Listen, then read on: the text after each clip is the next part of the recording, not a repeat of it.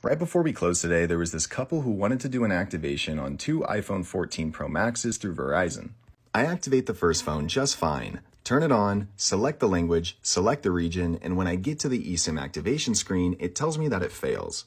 This has been super common for all of the iPhone 14s on Verizon. As a matter of fact, I think only two of the iPhone 14s that I've upgraded on Verizon haven't needed to be called in to get their eSIM activated. Either way though, I tell the customer that I'll need to call Verizon because his eSIM failed to activate, and then I could do his data transfer. Luckily for me, he was really understanding, and I get on the phone with Verizon and I'm on hold for 42 minutes before I even talk to a representative. When the rep finally does pick up, I tell her that all I need is to get an eSIM activated on an iPhone 14 that had failed.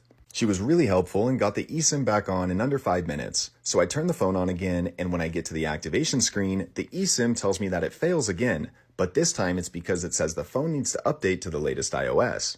This created a huge problem because the iPhone couldn't update until it activated, but it was failing the activation because it needed to update, so at this point, the phone is completely burned.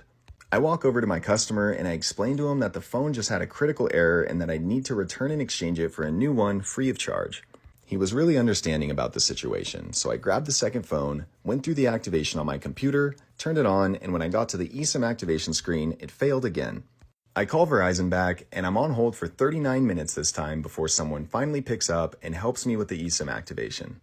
When I turned on the phone this time, it actually did activate properly, and the customer got all his data transferred and left the building happy, thankfully.